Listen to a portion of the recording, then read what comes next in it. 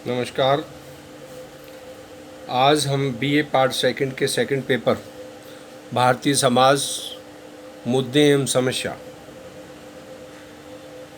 के बारे में बात करेंगे। टॉपिक होगा हमारा, क्या भारत में जनाधिक है। अभी पिछले व्याख्यान में हमने भारतीय जनसंख्या के बारे में बात की और भारत में अनियंत्रित जनसंख्या वृद्धि के लिए उत्तरदायी कारणों के बारे में बात की। भारत में क्या जनसंख्या विस्फोट है, उसके बारे में बात की। अब हम बात करेंगे क्या भारत में जनाधिक है। तो हमने पूर्व में जनसंख्या वृद्धि और उसके कारणों का उल्लेख किया।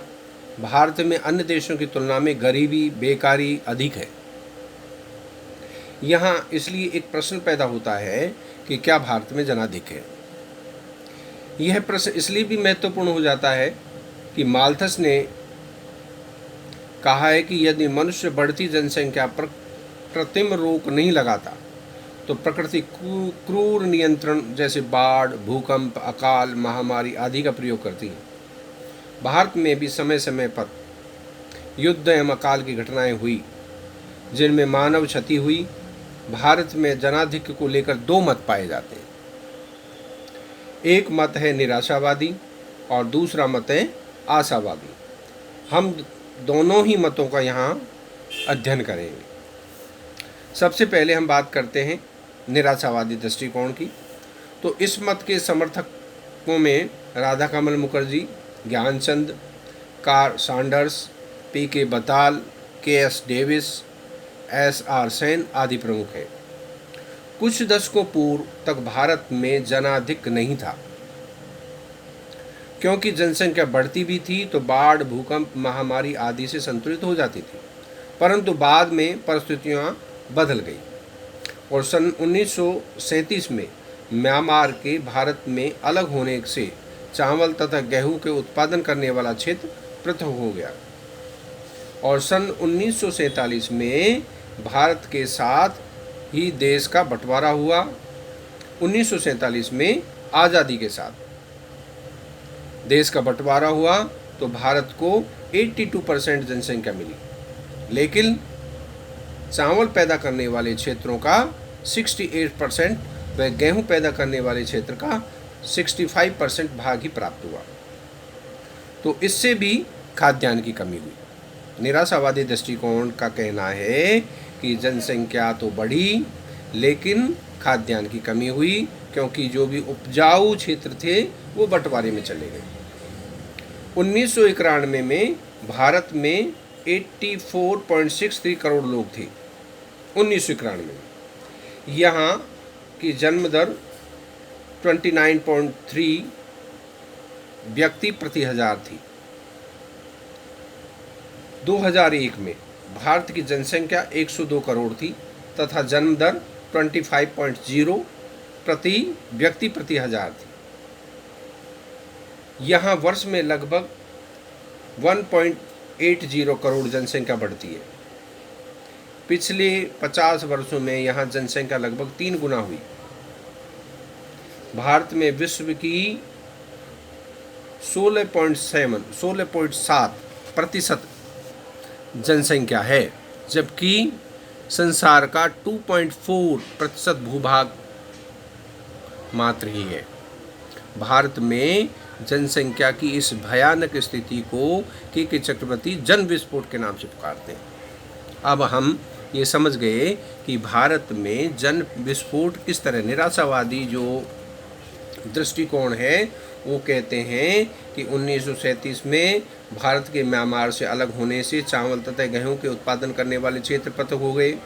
1947 में आज़ादी के साथ देश का बंटवारा हुआ और भारत को 82% जनसंख्या मिली, लेकिन चावल पैदा करने वाले क्षेत्र 68% और गेहूं पैदा करने वाले क्षेत्र 65% प्राप्त हुए। तो इस अनुपात में के चतुर्वेदी इसको जन विस्फोट के नाम से पुकारते हैं। जब तक हम इस बढ़ती जनसंख्या पर नियंत्रण नहीं लगाया जाता, तब तक माँ भारती अपनी संतानों के लिए भोजन जुटाने में असमर्थ है वह एक आदर्श मान नहीं रह गई है। भारत में जनाधिक्य को समझने के लिए कुछ तथ्यों पर विचार करना आवश्यक है, जो इस प्रकार है। जैसे पहला है भूमि का अनुपात। हमारे यहाँ अन्य देशों की तुलना में प्रति व्यक्ति भूमि कम है और उससे अधिक लोगों का भरण पोषण करना पड़ता है। हमारे यहाँ परिवार विभाजन के साथ साथ ही कृषि योग्य भूमि भी छोटे छोटे टुकड़ों में बंट गई है और वह अनुत्पादक हो जाते हैं।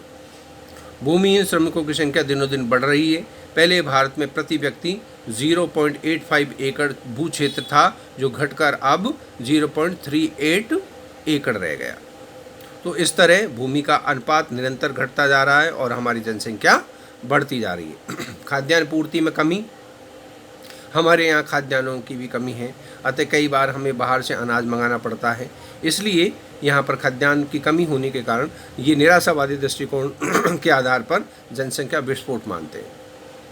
सन 1951 के बाद यहाँ जनसंख्या वृद्धि लगभग 2.80 की दर से हुई और जबकि खाद्यान्न क्षेत्र में उल्लेखनीय वृद्धि नहीं हुई।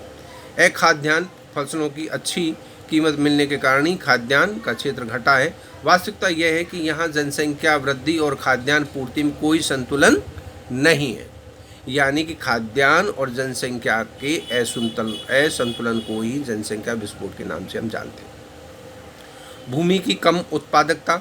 खाद्यान्न के अभाव का एक कारण यह भी है कि भारत में भूमि की कम उत्पादकता है। इंग्लैंड में भारत से 4 गुना उत्पादन प्रति एकड़ होता है।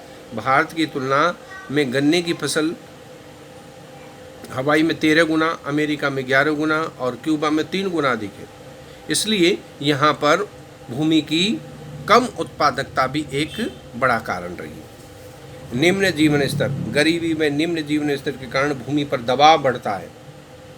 अन्य देशों की तुलना में यहाँ प्रति व्यक्ति आय बहुत कम है।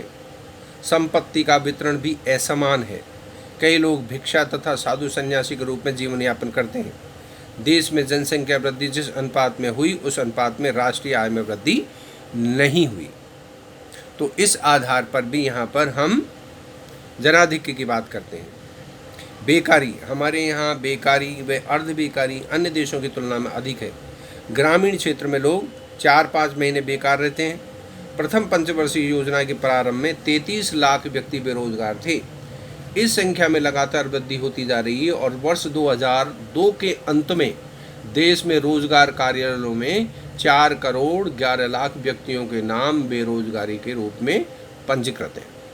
तो इस आधार पर बेरोजगारी है यहाँ पर, निम्न जीवन स्तर है यहाँ पर, और भूमि की कम उत्पादकता है यहाँ पर, खाद्यान्न की कमी है और भूमि का अनुपात जनसंख्या की दृष्टि में कम है। तो इस आधार पर निराशावादी दृष्टिकोण कहता है कि यहाँ पर जनाधिक्य है और जनसंख्या वृद्धि लगातार होती जा रही है, जिसमें हमको संसाधनों की कमी महसूस होती है। जनसंख्या निरोध का अभाव है। बढ़ती जनसंख्या को रोकने के लिए अविवाहित रहना, देर से विवाह करना, आत्मसंयम रखना आदि। परंतु भारत में विवाह एक अनिवार्य संस्कार माना जाता है। यहाँ माँ बनने की उम्र तक 1/4 स्त्रियों का विवाह हो जाता है। देश में अधिकांश लोगों में निरोधक साधनों के प्रचलन के कमी के कारण जनसंख्या में तीव्रता से बढ़ती जा रही है। तो उपयुक्त तथ्यों से निराशावादियों का मत है कि भारत में जनाधिक्य पाया जाता है। अगले व्याख्यान में हम आशावादी दृष्टिकोण पर बात करेंगे, जिसमें आशावादी दृष्टिकोण ने कहा है कि यहाँ पर जनाधिक्य या जन विस्फोट नहीं है।